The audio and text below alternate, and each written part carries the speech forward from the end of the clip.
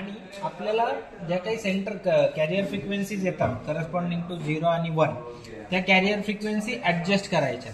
So सुरुवातीला बघा FC1 is carrier frequency corresponding to PN bit of 0 and FC2 is carrier frequency to corresponding to PN bit 1. त्यामुळे सुरुवातीला काय करायचं बघा, हा मिनिमम पोझिशनला घ्यायचा. हे बघा इकडं मॅक्सिमम, लेफ्ट मोस्ट पोझिशन जी आहे ती मिनिमम पोझिशन.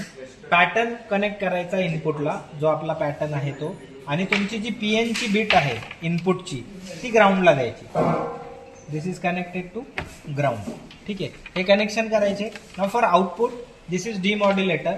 तुमचं जे मॉड्युलेटेड आउटपुट येईल, modulated output that is connected at the input of the receiver.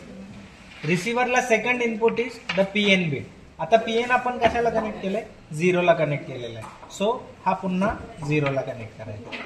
ठीक आहे, आणि आउटपुट चेक करायचं. You have to check the output. इथे आता आउटपुटला तुम्हाला 1 आणि 4 टाइम्स 0 जो आपला पॅटर्न आहे तो रिकव्हर झाला पाहिजे. हा कधी रिकव्हर होतो, when the carrier frequency at the transmitter and receiver is match. आता हे मी प्रॅक्टिकल ऑलरेडी करून बघितलं म्हणून 1 आणि 4 टाइम्स दिसतंय. ठीक आहे, सो हा नॉब जर का पोझिशन मध्ये नसेल, see the pattern has gone. So you have to do the connection एक्झामच्या वेळेस and then adjust this knob so that will get the 1 and 4 pattern.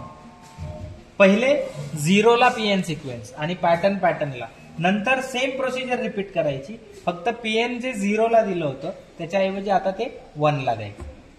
आणि आता हा नॉब ऍडजस्ट करायचा. हे बघा, हा नॉब जर ऍडजस्टेड नसेल तर ते पुन्हा PN बीट येत नाही.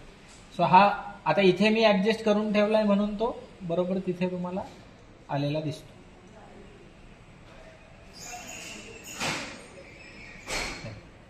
आता एकदा हे दोन्ही ऍडजस्ट केलं की नाव connect this to the PN bits. इथे ते कनेक्ट केलं तरी तुम्हाला आउटपुट रिकव्हर झालेलं दिसतं 1 आणि 4 टाइम्स 0. पण जर तुम्ही डायरेक्ट करायला गेला तर randomly, so it will be difficult. So you have to do it separately. 2 important things. First is keep this at minimum position and adjust FC1 and FC2 separately. Then connect it to PN bit. Then only you are going to get the recovered signal. ठीक आहे. So विचार करा, जर का multiple frequencies असतील तर त्याचं recovery किती कॉम्प्लिकेटेड असेल. So when there is comparison between FHSS and DSSS, you can clearly say that FHSS is much more complex as compared to DSSS. ठीक आहे, आता हे तुम्ही करून बघा.